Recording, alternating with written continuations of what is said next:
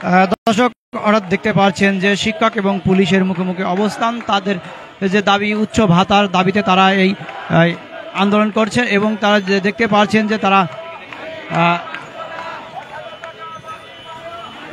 দর্শক যে যেখান থেকে দেখছেন সংগ্রাম প্রতিদিনের লাইভ বেশি বেশি করে শেয়ার করবেন এবং আপনারা দেখতে পাচ্ছেন তাদের যে বাড়ি ভাড়া ভাতা সহ তাদের যে দাবি, সেই দাবিতে মেডিকেল ভাতা সহ তারা যে দাবি করছেন সেই দাবিতে তারা দর্শক দেখতে পাচ্ছেন যে যেখান থেকে দেখছেন সংগ্রাম প্রতিদিনের লাইভ বেশি বেশি করে শেয়ার করবেন। কে কোথা থেকে দেখছেন সংগ্রাম, আমরা দেখতে পাচ্ছি যে এখানে পুলিশের অবস্থান করছেন এবং তারা তাদের যে শিক্ষা ভবনের দিকে তারা যাইতেছিল, কিন্তু তাদেরকে ওদিকে না নিয়ে ফিরে আবার প্রেস ক্লাবের দিকে তাদেরকে মুভ করাচ্ছিলেন, এমনটাই আমরা দেখতে পাচ্ছি। দর্শক যে যেখান থেকে দেখছেন সংগ্রাম প্রতিদিনের লাইভ, আপনারা দেখতে পাচ্ছেন যে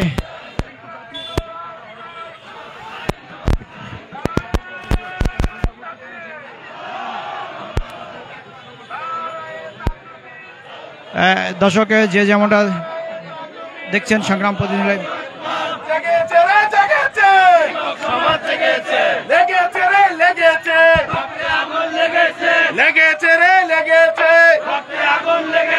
শিক্ষক কেন রাস্তায়, শিক্ষক কেন রাস্তায়, দালালি না রাজপথ, দালালি না রাজপথ, দালালি না রাজপথ, আপোষ না সংগ্রাম, আপোষ না সংগ্রাম, একে দফা একে দাবি, একে দফা একে দাবি, শতভাগ উৎসব ভাতা, শতভাগ উৎসব ভাতা, সরকারি নিয়মে বাড়ি ভাড়া, সরকারি নিয়মে বাড়ি ভাড়া, সরকারি নিয়মে মেডিকেল ভাতা, সরকারি নিয়মে মেডিকেল ভাতা, শিক্ষক কেন রাস্তায়, আপোষ না সংগ্রাম, আপোষ না সংগ্রাম। আমরা নন-এমপিও শিক্ষকবৃন্দ আজকে 20 দিবসের মতো আমাদের কর্মসূচি এখানে অবস্থান করছি এবং এখানে আমরা 5.5 লক্ষ শিক্ষকের জীবনের প্রশ্ন আমাদেরকে সরকার নির্যাতিত করে রেখেছে। আমরা শিক্ষক সমাজ আজকে মাথা তুলে অন্য পেশার লোকদের সাথে চলতে পারি না, কারণ হচ্ছে একটাই, শিক্ষা খাতকে সমূলে ধ্বংস করে দেওয়া হয়েছে। আমরা চাই শতভাগ উৎসব ভাতা, আমাদের বাড়ি ভাড়া, মেডিকেল ভাতা সরকারি নিয়মে দেয়া হোক, আমাদের জাতীয়করণ করা হোক, যাতে শিক্ষকদের সাথে আর কোনো ধরনের বৈষম্য করা না হয়, আমরা যাতে আমাদের শ্রেণীকক্ষে ফিরে যেতে পারি। আমাদের দেশে অনাদিকাল থেকে শিক্ষায় এবং শিক্ষকদের সাথে বৈষম্য দেওয়া হচ্ছে। একজন প্রখ্যাত লেখক বলেছিলেন, যদি তুমি কোনো জাতিকে ধ্বংস করতে চাও,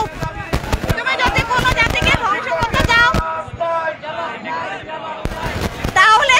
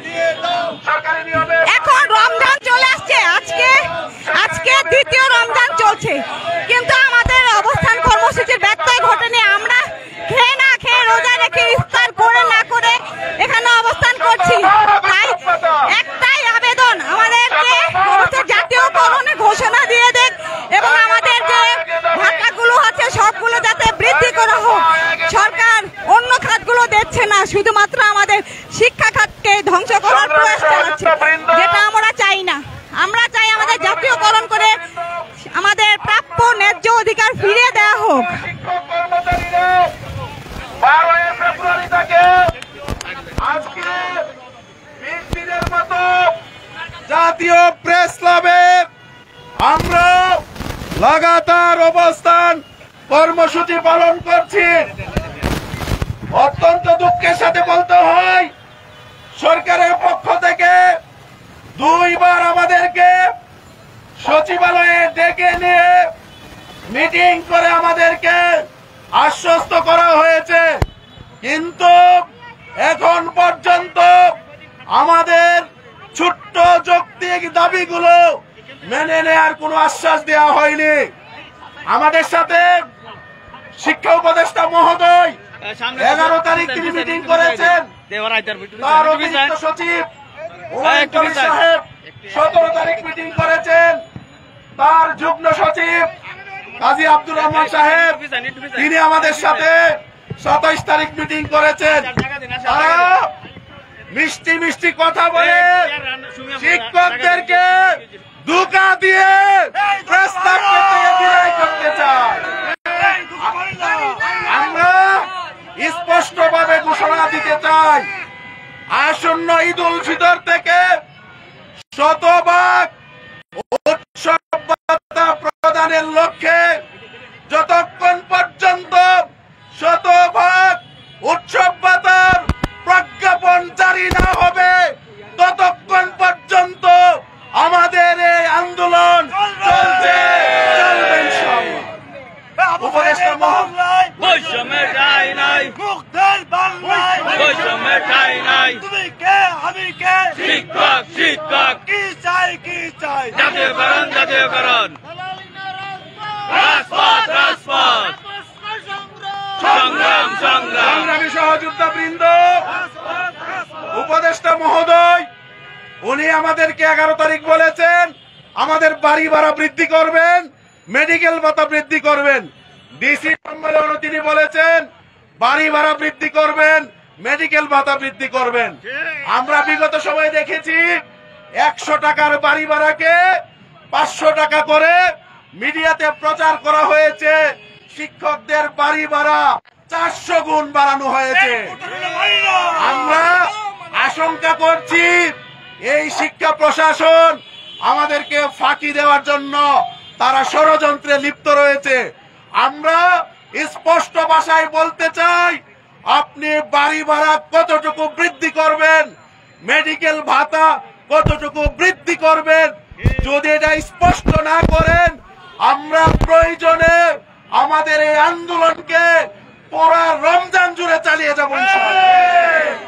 আমরা ইতিমধ্যে সিদ্ধান্ত নিয়েছি, যদি শতভাগ উৎসব ভাতার প্রজ্ঞাপন জারি করে আগামী ঈদ উল ফিতর থেকে এমপিওভুক্ত শিক্ষকদেরকে শতভাগ উৎসব ভাতা প্রদানের প্রজ্ঞাপন জারি না করা হয়, আমরা আগামী এসএসসি এবং দাখিল পরীক্ষার কোন দায়িত্ব পালন করব না। আমরা আরো সিদ্ধান্ত নিয়েছি, যদি আমাদেরকে শতভাগ উৎসব ভাতা প্রদান না করা হয় আমরা পুরা রমজান এখানে কাটিয়ে আগামী ঈদ উল ফিতরের নামাজ মাননীয় প্রধান উপদেষ্টা ডক্টর ইউনূস মহোদয়ের বাসভবন যমুনার সামনে আমরা পড়ব। সংগ্রাম সংগ্রাম, রাজপথ রাজপথ রাজপথ, কি চাই কি চাই। আগামীকালকে যেহেতু পুলিশ আজকে আমাদের পদযাত্রায় বাধা দিয়েছে, আগামীকালকে 12:30টার সময় আবার আমরা সচিবালয় অভিমুখে পদযাত্রা করব ইনশাআল্লাহ। সাংবাদিক ভাইয়েরা যারা আমাদেরকে সহযোগিতা করে চলেছেন, জোটের পক্ষ থেকে আপনাদেরকে ধন্যবাদ জানাই। আইন শৃঙ্খলা রক্ষাকারী বাহিনী সহ যারা আমাদেরকে সহযোগিতা করছেন আমরা সকলকে ধন্যবাদ জানাই। আমাদের বক্তব্য পরিষ্কার, 2022 সালে আমরা শতভাগ উৎসব ভাতার দাবিতে মাউসিতে ঈদের নামাজ পড়ে এখানে আমরা মানববন্ধন করেছি। সুতরাং আমরা ঘোষণা যা দিয়েছি, যেহেতু অতীতে আমাদের প্রেস ক্লাবে ঈদের নামাজ পড়ার অভিজ্ঞতা রয়েছে, আমরা এই বছর শতভাগ না পেলে যেমনটি ঘোষণা দিয়েছি যমুনাতেই ঈদ উল ফিতরের নামাজ অনুষ্ঠিত হবে। সকলকে সংগ্রামী সালাম। আসসালামু আলাইকুম। মূল দাবি কি জাতীয়করণ নাকি উৎসব ভাতা পাওয়া? আসলে আমাদের মূল দাবি জাতীয়করণ, কিন্তু উপদেষ্টা মহোদয় 11 তারিখ আমাদের সাথে মিটিং এ বলেছেন এটা বড় দাবি, এই দাবি ইলেকটেড গভর্নমেন্টে নিয়ে করা উচিত, এটা আমরা পারবো না, আপনারা অন্যান্য বিষয়গুলো বলেন। আমরা তাকে বলছি যে ছোট দাবি আমাদের শতভাগ উৎসব ভাতা, আপনি আমাদেরকে এই উৎসব ভাতাটা দিয়ে দেন, আর বাড়ি ভাড়া মেডিকেল কতটুকু বাড়াবেন এটা আপনি ক্লিয়ার করেন। এইটুকু হলেই আমরা প্রেস ক্লাব থেকে চলে যাবো ইনশাল্লাহ। আমরা আমার প্রতিষ্ঠান 133 বছরের প্রাচীন, আমি ওখানকার অধ্যক্ষ। আমাদের প্রতিষ্ঠান সারা বাংলাদেশে একসাথে এমপিভুক্ত হয়েছে 1981 সালে, সারা বাংলাদেশের সব প্রতিষ্ঠানের সাথে এগুলো এমপিভুক্ত হয়েছে। আমরা কোনো সময় ননমযুক্ত ছিলাম না, এমপিভুক্ত প্রতিষ্ঠানে আমরা চাকরি নিয়েছি, কিন্তু আমাদের ভাতাগুলো অত্যন্ত নগণ্য, এজন্য আমরা আন্দোলনে এসেছি। আমরা আশা করি বৈষম্যের স্লোগান, বৈষম্য দূর করার স্লোগান নিয়ে যেহেতু ক্ষমতায় সরকার এসেছে, তারা আমাদের বৈষম্যগুলো দূর করবে, আমরা প্রত্যাশা তাদের কাছে রাখি। আমি অধ্যক্ষ দেলোয়ার হোসেন আজিজি, সদস্য সচিব এমপিভুক্ত শিক্ষা জাতীয়করণ প্রত্যাশী জোট, সভাপতি বাংলাদেশ মাদ্রাসা শিক্ষক কর্মচারী ফোরাম, অধ্যক্ষ কাতলা সেন কাদরিয়া কামিল মাদ্রাসা ময়মনসিংহ। ধন্যবাদ। আমি অধ্যক্ষ দেলোয়ার হোসেন আজিজি, শিক্ষা জাতীয়করণ প্রত্যাশী জোট, সভাপতি বাংলাদেশ মাদ্রাসা শিক্ষক কর্মচারী ফোরাম, অধ্যক্ষ কাতলা সেন কাদরিয়া কামিল মাদ্রাসা ময়মনসিংহ। ধন্যবাদ।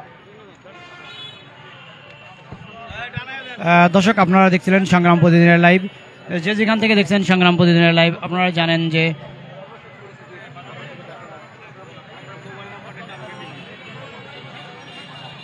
20তম দিন তারা এই অবস্থান করছিলেন, এবং আমরা আরো জানার চেষ্টা করব।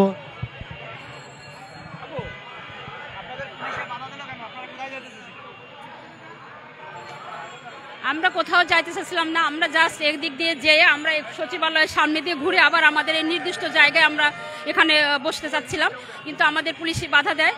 আমাদের কোনো ভাঙচুর নাই, আমরা আমাদের ন্যায্য দাবির জন্য আমরা প্রেস ক্লাবে বসছি, কিন্তু তারপরে প্রতিনিয়ত পুলিশ আমাদের বাধা দিয়ে যাচ্ছে, এটা আসলে দুঃখজনক। আপনারা জানেন এর আগে আমাদের দেলোয়ার হোসেন আজিজি স্যারকে পুলিশে ধরেছিল, সেদিন আমাদের একজন স্যারের জামা কাপড় ছিঁড়ে ফেলেছিল, এটা খুবই দুঃখজনক। যে আসলে এটা দেখে কি মনে হয় যে একজন পুত্রের হাতে পিতা নির্যাতিত হচ্ছে, যে যাদেরকে আমরা আমাদের হাতে পড়াশোনা করে এখানে পাঠিয়েছি, যারা আজকে বড় বড় মন্ত্রী মিনিস্টার, যাই হোক জজ ব্যারিস্টার জীবনে প্রতিষ্ঠিত হয়েছে, একজনের শিক্ষকের হাত ধরে এখানে এসছে, সেই শিক্ষকদের গায়ে হাত দিয়েছেন পুলিশ, এটা দুঃখজনক। এবং আমরা কোনো জ্বালাও পোড়াও নাই, কোনো ভাঙাচোর নাই, কোনো কিছু নাই, শুধু শিক্ষক না, এখানে অভিভাবক এবং ছাত্রছাত্রীদের ন্যায্য দাবি অধিকারের জন্য যে আমরা প্রেস ক্লাবে আসছি, সেই প্রেস ক্লাব থেকে আমাদের যেটুকু জায়গা আমরা ঘুরবো সেটুকু আমাদেরকে পুলিশ দিচ্ছে না, নির্যাতন করছে, এটা খুবই দুঃখজনক, খুবই লজ্জাজনক। আমরা সেই জায়গা থেকে এখন এখানে আবার ঘুরে আসলাম। আমাদের তো কোনো শান্তিপ্রিয় আন্দোলনে কি এইটুকু শিক্ষকরা করতে পারে না যে তার জায়গাটুকু তারা প্রেস ক্লাব দিয়ে ঘুরে আসবে, সেটা পারে না, কিন্তু প্রতিনিয়ত তারা আমাদের বাধা দিচ্ছে, এটা দুঃখজনক। আসলে আমি যেটা বলেছি যে পুত্রের হাতে পিতা নির্যাতিত হচ্ছে, যাদেরকে আমরা মানুষ করে দিচ্ছি, তারা এখন আমাদেরকে এভাবে আমাদের গায়ে হাত দিচ্ছে, আমাদেরকে প্রতিনিয়ত বাধা দিচ্ছে। তারা একবারও ভাবে না যে আমার এই বড় হওয়ার পিছনে কাদের হাত আছে। যে একটা বাচ্চা যখন ছোট থাকে আমরা কত কষ্ট করে তাদেরকে মানুষ করাই, মাথায় হাত দিয়ে বলি বাবা তুমি একদিন জীবনে প্রতিষ্ঠিত হবে, বড় হবে, সেই তারাই যখন আমাদের গায়ে হাত দেয়, আমাদের প্রতিটা কাজে বাধা দেয়, আমাদের ন্যায্য অধিকার আদায়ে বাধা দেয়, তখন তার চেয়ে কষ্টের দুঃখের কিছু নাই। দেখেন আমরা শিক্ষক, আজকে 19-20 দিন যাবত আমরা এখানে বসে আছি, এই সংযমের মাস, রোজার মাস, সেখানে আমরা সেহরি খেতে পারছি না, আমরা ঠিকমতো ইফতার করতে পারছি না। আমাদের শারীরিক অবস্থা দেখলে আপনার দেখেন প্রতিটা শিক্ষক কত দুর্বল, তারা কতটা নিরহ, কতটা সহজ সরল মানুষ। শুধু তাই নয়, আপনারা জানেন একটা ইএফটির নামে বেতন দিয়ে আমরা 2 মাস ধরে আমাদের বেতন বন্ধ, আমাদের খাওয়া দাওয়া বন্ধ, আমাদের ফ্যামিলি নিয়ে আমরা মানবতা জীবনযাপন করতেছি, এবং সেই যে রাষ্ট্র মৌলিক চাহিদা পূরণ করতে পারে না, আমরা বলে জাতি গড়ার কারিগর। আপনি মিডিয়ার ভাই, আপনিও আজকে যে জায়গায় দাঁড়িয়ে আছেন, আমার মতো একজন শিক্ষকের হাত ধরে এখানে দাঁড়িয়ে আছেন। আমরা যারাই শিক্ষক না কেন, আপনি সরাসরি আমার কাছে না পড়লে যার কাছে পড়েছেন, আমরা কিন্তু একই উত্তরাধিকার সূত্রে, আমরা একই। একটা রসুনের যেমন একটা গোড়া থাকে, তার ভিতরে বিভিন্ন কোষ থাকে, আমরা সারা দেশের, সারা বিশ্বের শিক্ষকরা কিন্তু এক। আমরা যে যেখানেই যেখানে সেটা থাকি না কেন, সেই শিক্ষকদের গায়ে যখন আপনারা হাত দেন, সেই শিক্ষকদের কষ্ট, সেই শিক্ষকদের চোখের পানি যখন আপনারা চেয়ে চেয়ে দেখেন, এর চেয়ে দুঃখের বোধহয় আর কিছু নাই। কি ভবিষ্যৎ দেখা যাচ্ছে, দেশ ধ্বংসের পথে যাবে। যখন আমার বাচ্চা আমাকে দেখছে, তার মা প্রতিনিয়ত কিছু বেতন বাড়ানোর জন্য এই রাস্তার প্রেস ক্লাবে কান্নাকাটি করছে, আমার বাচ্চা বা আমার কলিগ, আমার সমস্ত বাচ্চারা যারা দেখে তারা কেউ শিক্ষক হতে চায় না। সবচেয়ে দুঃখের বিষয়, আমরা যখন আমাদের বাচ্চাদের বলি তোমরা বড় হয়ে কি হবে, আর যাই বলুক শিক্ষক হবে এই কথা বলে না। তার মানে কি দেখা যাচ্ছে, কিসের আলামত এটা? দেশ ধ্বংসের পথে চলে যাবে শিক্ষকদের যদি এই পরিণত হয়। শিক্ষকদের ন্যায্য দাবি অধিকারের জন্য রাস্তায় পুলিশের মার খেতে হয়, সবার ধুলাময়লা খেতে হয়, তাহলে এর চেয়ে দুঃখের বোধহয় আমাদের কিছু নাই। তো আমরা এখানে এখনো বসে আছি, আমরা শুধু আমাদের ভালো চেহারাটাই দেখেছি। আমরা শিক্ষক, আমরা ইচ্ছা করলে সবকিছু করতে পারি না, কারণ আমরা সবকিছুর ঊর্ধ্বে। আমরা মানবতা বিরোধী কাজ করতে পারি না, যেটা সঠিক না সেটা আমরা করতে পারি না। কিন্তু সেই ন্যায্য দাবি অধিকারের জন্য 54 বছর স্বাধীনতার 54 বছর কেন আমরা রাস্তায় আমাদের প্রতিনিয়ত নামতে হইতেছে? একবারও এটা জাতি ভাবে না যে শিক্ষক যদি ভালো না থাকে দেশ কিভাবে গড়বে, দেশ কিভাবে ভালো হবে, দেশের মানুষ কিভাবে গড়ে তুলবে? আমরা বৈষম্য বিরোধী আন্দোলন গড়ে উঠেছি, যাদেরকে আমরা মানুষ করে দিয়েছি তারা কিন্তু সত্যের পথে দাঁড়িয়েছে, তারা বৈষম্য দূর করতে এসেছে। কিন্তু তার শিক্ষকরা কেন রাস্তায়, আমরা কেন রাস্তায়? নিশ্চয়ই আমাদের ছাত্ররা আমাদের এগিয়ে আসবে যে আমাদের শিক্ষকরা রাস্তার কেন? আমরা কোনো বৈষম্য চাই না। আমাদের চাওয়া যদি লিগ্যাল না হইতো, আমাদের চাওয়া যদি সঠিক না হইতো, আমরা এই জায়গায় আসতাম না। আমাদের চাওয়া সঠিক, আমরা একই সিলেবাস পড়াই, একই স্কুলের টাইম, একই পড়াশোনা, অথচ একজনের এত বেশি বেতন পাবে, আরেকজন এত কম বেতন পাবে। সেটা হতে পারে উৎসব ভাতা। এই 3100 টাকা দিয়ে উৎসব ভাতা আমি কি করব? কি হয় এই বর্তমান দ্রব্যমূল্যের ঊর্ধ্বগতিতে 3100 টাকা দিয়ে আমি কি কিনতে পারি? আপনারাই বলেন, আপনারাই জবাব দেন। এই জবাবটা আপনারা দেন যে আমি কি করতে পারি। 6 জন মানুষ আছে, আমার 2টা বাচ্চা আছে, আমার মা বাবা আছে, আমরা হাজব্যান্ড ওয়াইফ। তাহলে এই 3100 টাকা দামি এই দ্রব্যমূল্য ঊর্ধ্বগতিতে কি কিনবো বলেন? অথচ 54 বছর স্বাধীনতা, 54 বছর এই শিক্ষকদের এইটার জন্য রাস্তায় আসতে হচ্ছে। এর চেয়ে দুঃখজনক, এর চেয়ে কষ্টের বোধহয় এই দেশের মাটিতে আর কিছু নাই। তারপরে আমি একজন গ্রামের শিক্ষক, আমি মানিকগঞ্জ জেলা শিবালয় থানা থেকে এসেছি। আমার স্কুলটা গ্রামের ভিতরে, এখানে কৃষক শ্রমিক দিন মজুরের ছেলে মেয়েরা পড়ে, যারা বেতন দিয়ে পড়তে পারে না। যে স্কুল সরকারি আছে তারা সরকারি, যাদের আর্থিক সচ্ছলতা আছে, যারা টাকা পয়সা আছে, তাদের ছেলে মেয়েরা কম বেতনে পড়ে, আর আমার কৃষক শ্রমিকের ছেলে মেয়েরা পড়ে বেশি টাকা দিয়ে। আমি তো শুধু আমার অধিকারের জন্য আসি নাই, আমি আমার অভিভাবক এবং ছাত্রছাত্রীদের দাবি পূরণের জন্য এখানে আসছি। যদি গরিব মানুষের টাকা দিয়ে পড়তে হয় তাহলে সেটা কি রাষ্ট্রকে এটা দেখে না? যাদের এটা শিক্ষকের দাবি না, এটা পুরো জাতির দাবি, এটা অভিভাবকের দাবি, এটা শিক্ষক আমার ছাত্রছাত্রীদের দাবি। কিন্তু আমরা বিশৃঙ্খলা করতে চাই না, আমরা ছাত্রছাত্রীদের অভিভাবকদের আনতে চাই না, আমরা কোনো পরিস্থিতি খারাপ করতে চাই না, আমরা নিজেরা তাদের হয়ে এখানে আসছি। তাহলে আমাদের দাবি কালি শুধু দেখা হচ্ছে কেন? যদি সরকারের সুদৃষ্টি, মাননীয় প্রধান উপদেষ্টার কাছে রিকোয়েস্ট, আপনি শুধু নতুন করে আমাদের স্যার হন নাই, আপনি আগের থেকেই আমাদের স্যার। তো আপনি যখন এখানে আসছেন, আপনার হাতে যখন ক্ষমতা আছে, আমরা আশা ভরসায় বুক বেঁধেছিলাম যে এবার আমাদের ভাগ্যের উন্নয়ন হবে। আমাদের মাননীয় শিক্ষা উপদেষ্টা মহোদয় একজন শিক্ষক, তিনি ক্ষমতায় থাকতে আমাদের শিক্ষকের আজকে এইখানে আসতে হবে, এটা আমরা কখনোই ভাবি নাই। আমরা আশার আলো নিয়ে এখানে আসছি যে আমাদের শিক্ষক মহোদয় যারা আজকে তারা ক্ষমতায় আছে, তারা আমাদের এই কষ্টটা দিবেন না। দীর্ঘদিন ধরে তারা জানেন যে আমাদের এই দাবিগুলো ন্যায্য, আমাদের এই দাবিগুলো সঠিক। আমাদের তবু এই সংযমের মাসে আমাকে আজকে 20 দিন ধরে প্রেস ক্লাবে বসে থাকতে হবে, এইটা আমরা কখনোই ভাবি নাই। আমরা আসলে কষ্টে আমরা বাঁকা হয়ে গেছি, আমরা কথা বলতে পারি না যে আর কত কষ্ট করলে আমাদের ভাগ্যের উন্নয়ন হবে, আর কত কষ্ট করলে হবে। দেখেন, আপনারা জাতি করতে বলেন, একটা শিক্ষক ওয়ান কাইন্ড অফ অন্তঃসত্ত্বা মায়ের মতো।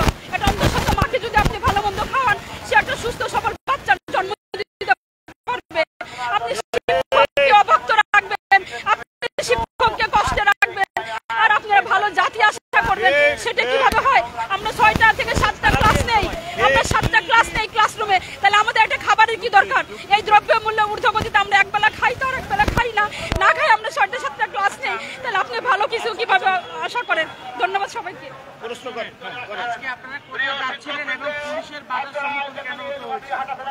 আমরা যমুনামুখে যেতে চেয়েছিলাম, কিন্তু পুলিশের বাধার কারণে আবারও এটাকে ম্যাডাম বলবেন। জি, পুলিশের অনেক বাধার মুখে করতে হয়েছে, সেই বিষয়টিকে আপনারা কিভাবে দেখছেন? যে আমরা এটা পুত্রের হাতে পিতা নির্যাতিত হচ্ছে, যে যাদেরকে আমরা পড়াশোনা শিখাই আজকে এখানে পাঠিয়েছি, তারা আজকে আমাদের কাজে বাধা দিচ্ছে। যদি আমরা ভাঙচুর করতাম, যদি আমরা জ্বালাও পোড়াও করতাম, আপনারা আমাদের বাধা দিতেন, আমরা না করতাম না। আমাদের এই শান্তিপ্রিয় আন্দোলন, আমাদের এই ন্যায্য দাবি অধিকারে কেন আমাদের বাধা দেওয়া হচ্ছে, সেটা আমাদের জাতির কাছে, প্রশাসনের কাছে আমাদেরই প্রশ্ন, যে কি কারণে আমাদের বাধা দেওয়া হচ্ছে। আমরা কি ভাঙচুর করতেছি? এবং শুধু তাই না, তারা এতটাই অধঃপতনে নামছে যে একটা শিক্ষকের গায়ে হাত দিতেও তাদের দ্বিধা হয় নাই। তারা একবারও ভাবে নাই আমি কার গায়ে হাত দিচ্ছি, আমি আমার পিতার গায়ে হাত দিচ্ছি, এই কথাটা তারা একবারও ভাবে নাই। তারা আমাদের শিক্ষককে নিয়ে জামা কাপড় ছেড়ে ফেলছে, গায়ে হাত দিছে, আটকায় রাখছে। এটা দুঃখজনক, এটা আমরা কখনোই আশা করি নাই। শুধু আমরা এতদিন 54 বছর স্বাধীনতা, 54 বছর আমরা সহ্য করে আসছি, আমরা আর সহ্য করব না। আমাদের দেয়ালে পিঠ থাকে নাই, দেয়ালও ভেঙে গেছে, আমাদের কোনো উপায় নাই। জাতীয়করণ এখান থেকে ঘোষণা হবে, 100% উৎসব ভাতা আমাদের ঘোষণা হবে, তারপর আমরা এখান থেকে যাব, না হলে আমরা এখানে যাব না। আমাদের আমরা যে অর্ধমৃত অবস্থায় বেঁচে আছি, আমরা যে এমনি বেঁচে আছি, আমরা অর্ধমৃত অবস্থায় আছি, বাকি জীবনটাও যেন আমাদের এখানেই যায়, এখানেই যাবে, আমরা সেটাই আশা করি। ধন্যবাদ। দর্শক, আপনারা যে যেখান থেকে দেখছেন সংগ্রাম প্রতিদিনের লাইভ, বেশি বেশি করে শেয়ার করুন এবং সবাইকে দেখার সুযোগ করে দিন। আপনারা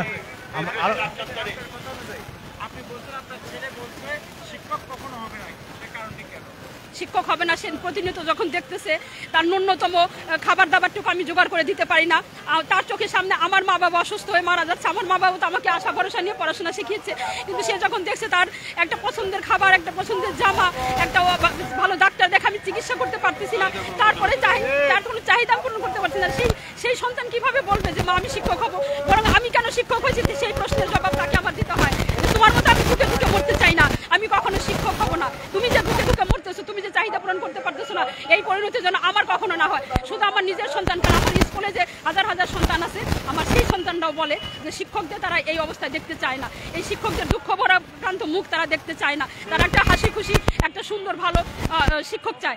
আমাদের শুধু খাওয়া দাওয়া কেন, আমাদের পোশাক আছে, আমরা একটা দামি ভালো জামা কাপড় আমরা কিনতে পারি না, সেই সামর্থ্য তো আমাদের নাই, আমরা কিভাবে কিনবো?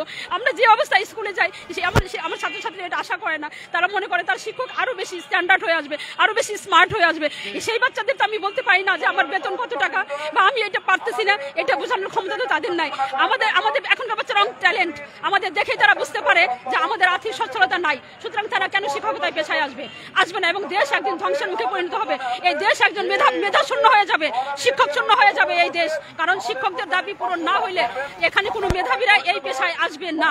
ধন্যবাদ ভাই।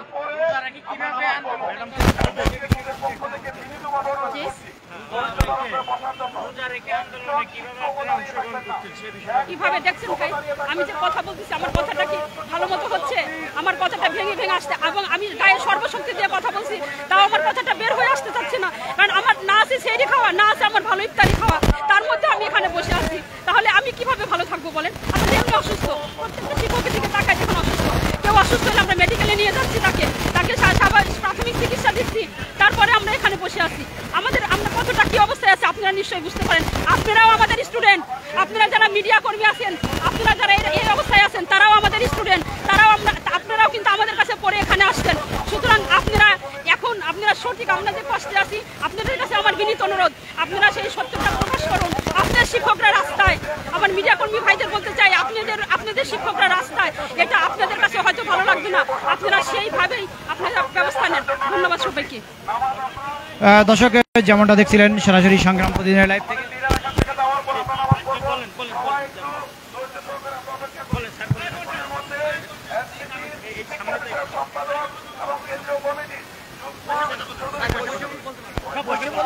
আমার বসতে সমস্যা, হাঁটুতে ব্যথা।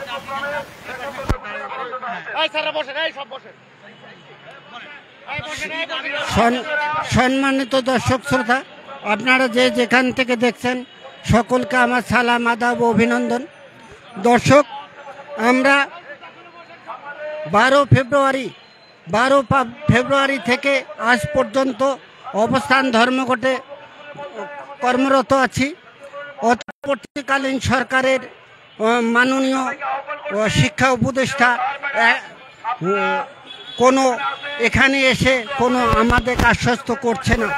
আমার দুঃখ হয়, অন্তর্বর্তীকালীন সরকারের নিকট আমাদের বুক ভরা আশা নিয়ে আমরা দ্বারস্থ হয়েছি যে ওনারা অবশ্যই আমাদের ভাগ্যের পরিবর্তন ঘটাবে ইনশাআল্লাহ। কারণ ইতিপূর্বে দলীয় সরকার এমপিওভুক্ত শিক্ষকদের ভাগ্যের কোনো পরিবর্তন ঘটায়নি এবং ঘটাবেও না কোনো দিন। তাই চাচ্ছি অন্তর্বর্তীকালীন সরকার আমাদের বিষয়টি বুঝে আমাদের জাতীয়করণ ঘোষণা দিয়ে আমাদেরকে আশ্বস্ত করে বাড়িতে ফেরার পথ সুগম করে দেব, এই বলে আমি শেষ করছি। আমাদের দাবি, আমরা এমপিওভুক্ত শিক্ষকগণ জাতীয়করণ চাচ্ছি। বিশেষ করে পাশাপাশি না না আমাদের জাতীয়করণ নয়, আমাদের এমপিওভুক্ত শিক্ষকগণ বেসরকারি, হ্যাঁ আংশিক জাতীয়করণ নয়। আমরা মাত্র 500 টাকা মেডিকেল পাই, 1000 টাকা বাড়ি ভাড়া পাই। এই 1000 টাকা দিয়ে বাড়ি ভাড়া চলে না, 500 টাকা দিয়ে মেডিকেল চলে না। তাই আমি বলছি অন্তর্বর্তীকালীন সরকারের মাননীয় শিক্ষা উপদেষ্টার নিকট এমপিওভুক্ত শিক্ষকদের পক্ষ থেকে আকুল আবেদন, আমাদের এই বিষয়টি বিবেচনা করে আমাদের জাতীয়করণ ঘোষণা দিয়ে আমাদের বাড়িতে ফিরে যাওয়ার, ক্লাসে ফিরে যাওয়ার পথ উন্মুক্ত করুন। এবং সেই সাথে বলতে চাচ্ছি এমপিওভুক্ত শিক্ষকগণ রিটায়ার্ড করলে 4-5 বছরেও টাকা পায় না। যে কল্যাণ ট্রাস্ট এবং কি রিটায়ারমেন্টে গেলে যে টাকা দুইটা দেওয়া হয় 4-5 বছরেও পাওয়া হয় না। এটি যেন রিটায়ারমেন্টের 6 মাসের মধ্যে দেওয়ার ব্যবস্থা করা হয়, এই বলে আমি শেষ করি। ধন্যবাদ দৈনিক সংগ্রাম প্রতিনিধিকে আজকে আমাদের এখানে এসে আমাদের দু একটি কথা শোনার জন্য। আপনারা জানেন আজকে আমরা 20তম দিনে উপনীত হয়েছি এই অবস্থান কর্মসূচি।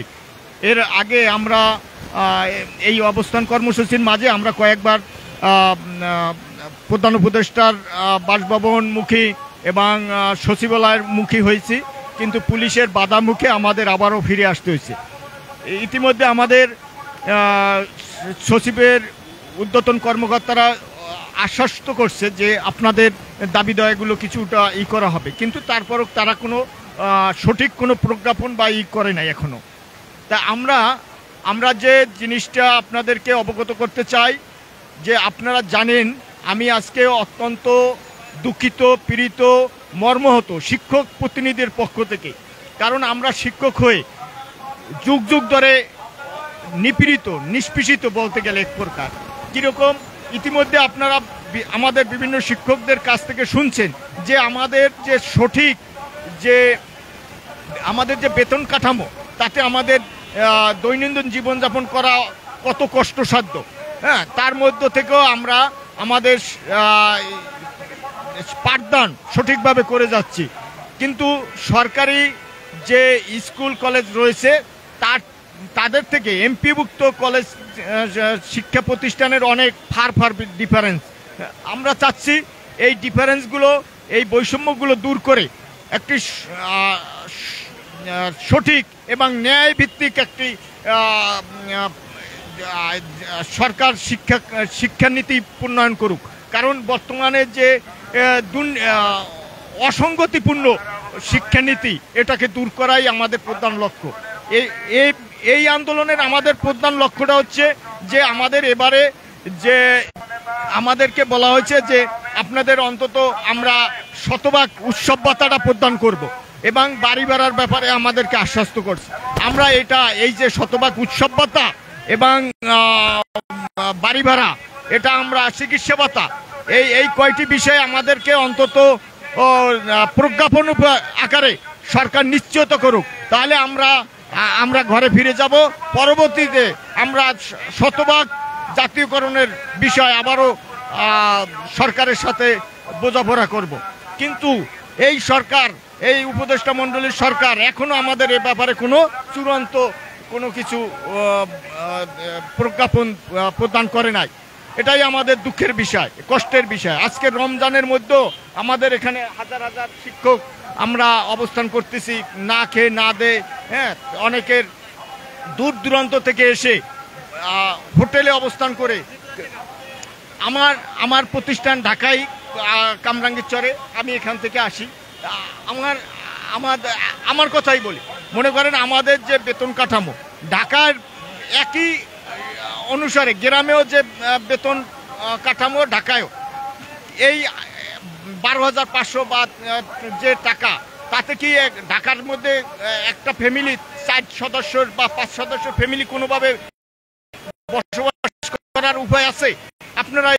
আপনাদের কাছে আমাদের প্রশ্ন। হ্যাঁ, আমরা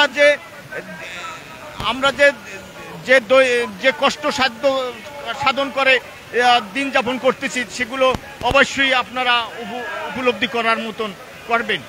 আমরা সরকারের কাছে দাবি যে আমাদের এই শিক্ষকদের দাবি দয়াগুলো দ্রুত মেনে নিয়ে আমাদেরকে একটা মানসম্পন্ন জীবনযাপন করার ব্যবস্থা করে দিই। ধন্যবাদ আপনাদেরকে, সাংবাদিক ভাইকে এবং দৈনিক সংগ্রামকে। আমরা জানি দৈনিক সংগ্রাম একটি প্রতিদিন মানুষের কল্যাণে তারা অনেক কষ্টসাধ্য করে এবং তারা সঠিকটা তুলে ধরে। এজন্য আমি দৈনিক সংগ্রাম প্রতিনিধিকে প্রতিদিনকে আমি ধন্যবাদ জানাই। ধন্যবাদ। দর্শক, যেমনটা শুনছিলেন সংগ্রাম প্রতিদিনের লাইভ থেকে, আমরা একটু কথা বলার চেষ্টা করব।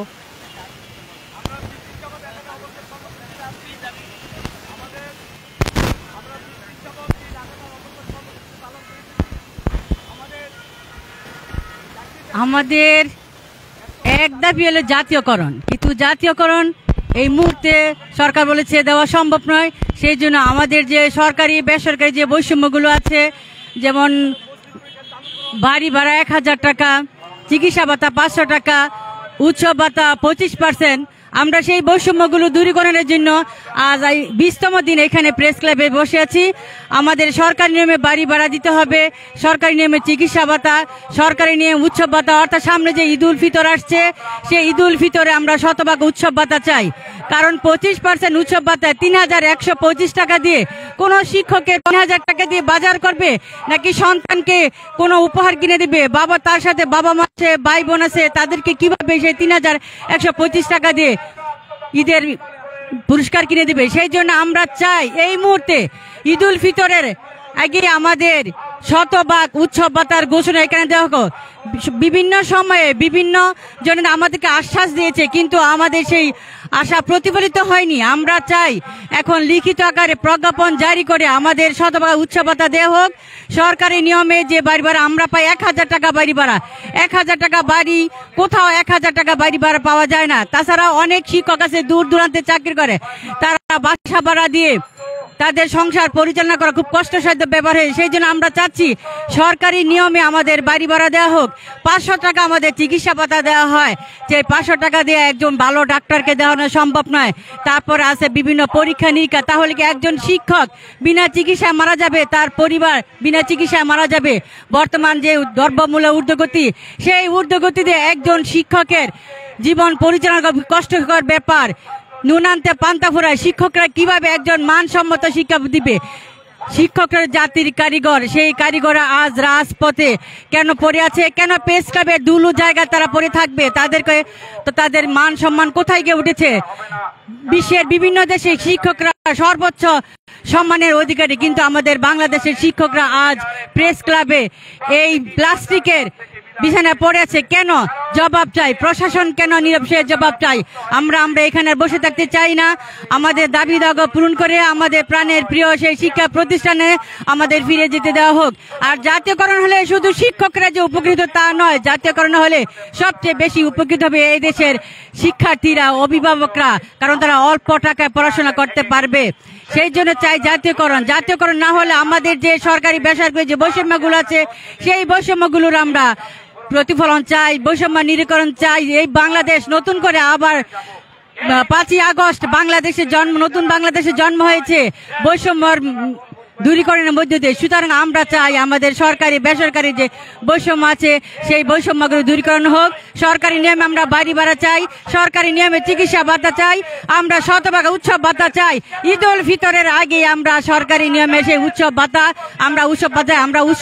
না নিয়ে, আমরা বৈষম্য দূরীকরণ না করে এই জাতীয় প্রেস ক্লাব আমরা ত্যাগ করব না। প্রয়োজন হলে আমাদের স্যাররা এখানেই ঈদের জামাত পড়বে, তবু আমরা আমাদের দাবি আদায় করে ছাড়বো ইনশাল্লাহ। ধন্যবাদ। সে বলে আমি আইনজীবী হব। ধন্যবাদ। সংগ্রাম প্রতিদিন দর্শক, আপনারা সংগ্রাম প্রতিদিন লাইভ যে যেখান থেকে দেখছেন সরাসরি শেয়ার করে সবাইকে দেখার সুযোগ করে দেন। সেই অধঃপতন থেকে রক্ষার জন্য বিসমিল্লাহির রহমানির রহিম। আমরা এমপিওভুক্ত শিক্ষক, স্কুল, কলেজ, মাদ্রাসা এবং কারিগরি শিক্ষা প্রতিষ্ঠানের শিক্ষকবৃন্দ আজকে 20 দিন যাবৎ লাগাতার অবস্থান কর্মসূচি পালন করছি। আমরা গত মাসের 12 তারিখে এই প্রেস ক্লাবে এসেছি এবং আমাদের আজকে 20 দিন হলো এই অবস্থান কর্মসূচি। রোজা চলে আসছে, আজকে রোজার দ্বিতীয় দিন। আমাদের শিক্ষক ভাই বোনেরা খেয়ে না খেয়ে এখানে পড়ে আছি। আমাদেরকে গত মাসের 11 তারিখে আশ্বস্ত করা হয়েছিল যে অবশ্যই আমাদের ভাতাগুলো বৃদ্ধি করে দেয়া হবে এবং জাতীয়করণের ব্যাপারে একটা নির্দিষ্ট একটা স্পেসিফিক কোনো ঘোষণা দেওয়া হবে, কিন্তু বারবার আশ্বস্ত করা সত্ত্বেও আমরা কোনো প্রকার ঘোষণা পাইনি। আমরা এই রাজপথেই পড়ে আছি। আমরা শিক্ষক, আমরা শিক্ষাদান করি, আমরা শিক্ষা জাতির মেরুদণ্ড, এটা সবাই জানি। শিক্ষার সেই মেরুদণ্ড গড়ে দেওয়ার দায়িত্ব হচ্ছে আমাদের, কিন্তু আমরা শিক্ষকরা আমাদেরকে আজকে কারাদণ্ড দেয়া হচ্ছে। আমরা বিগত সরকারের আমলে নানাভাবে অপদস্থ হয়েছি। সকল খাতে বরাদ্দ থাকলেও আমাদের শিক্ষা খাতে কখনোই বরাদ্দ ভালো ছিল না এবং যেগুলো ভাতা দেয়া হচ্ছে সেগুলো সম্পূর্ণ অপ্রতুল। মাত্র 500 টাকা চিকিৎসা ভাতা দেয়া হয়। 500 টাকা দিয়ে কি কোনোদিন চিকিৎসা করা সম্ভব? বর্তমান যুগে যে আমাদের নিত্য প্রয়োজনীয় জিনিসগুলোর দাম যেভাবে বৃদ্ধি পেয়েছে, আমরা সেই দামের সাথে তাল মিলিয়ে চলতে পারছি না। মূলত আমরা হচ্ছে শিক্ষক সমাজ, আমরা অবহেলিত। আমরা এই সমাজে টিকে থাকার মতো না, আমরা কারো কাছে চাইতেও পারি না। আমাদের রেশনের ব্যবস্থা করে দিলে ভালো হতো। আমরা দেখেছি করোনার সময়ে সবাই সাহায্য সহযোগিতা পেয়েছে, কিন্তু আমাদের মতো শিক্ষকরা শুধু আমরা ঘরে লুকিয়েছিলাম, আমাদের খবর নেয়ার কেউ ছিল না। কিন্তু সেই ফ্যাসিবাদ সরকারের পতনের পরেও আমাদের ভাগ্যের পরিবর্তন এলো না। ছাত্র জনতার সরকারকে আমরা 2024 সালের 5ই আগস্ট এনে বসিয়েছি, কিন্তু সেই জনতা সরকারদের মধ্যে অনেকেই শিক্ষক। আমাদের যে শিক্ষা উপদেষ্টা শিক্ষক, আমাদের প্রধান উপদেষ্টা প্রফেসর ডক্টর মোহাম্মদ ইউনুস শিক্ষক, আমাদের আইন উপদেষ্টা শিক্ষক এবং আমাদের ধর্ম বিষয়ক উপদেষ্টাও শিক্ষক। কিন্তু অত্যন্ত দুর্ভাগ্যের বিষয় হচ্ছে সেই শিক্ষকদের মন আমাদের প্রতি গলে না। তারা কি একটু অনুধাবন করে না যে শিক্ষকের থাকার কথা ক্লাসরুমে, তারা আজকে কেন এই রমজানের দিনে রাস্তায় থাকছে? একটা ডিম 3 জন ভাগাভাগি করে খাচ্ছে। আমাদের সংসার চলছে না, আমরা অন্যায় অপদস্থ হয়ে যাচ্ছি। আমরা কারো কাছে 1 টাকা ঋণ চাইতে পারি না। আমাদের বাড়ি ভাড়া হিসেবে 1000 টাকা দেওয়া হয়। 1000 টাকায় দিয়ে কোনো গোয়াল ঘর, কোনো কুড়ে ঘরও পাওয়া যায় না। আমি ঢাকায় জন্মগ্রহণ করেছি, ঢাকায় আমার জন্মস্থান এবং কবি শামসুর রহমান আমার মামা। কিন্তু আমার অনেক দিনের আশা ছিল যে আমি শিক্ষক হব। সেই শিক্ষকের আশা পূরণের উদ্দেশ্যে আমি এই শিক্ষকতার পেশায় জয়েন করেছিলাম, কিন্তু বর্তমানে দেখছি শিক্ষক হয়ে আমি কারাদণ্ড ভোগ করছি। আমার কোনো মুক্তি নেই। আজীবন আমার এই শিক্ষার সাথে সংঘাতন হবে না। আমার পরিবার, আমার সমাজ, আমার শিশু শিক্ষার্থী, কোমলমতি শিক্ষার্থীরা আমার দিকে চেয়ে আছে, কিন্তু আজকে আমি এই পথের ধুলোবালিতে অবহেলিত হচ্ছি।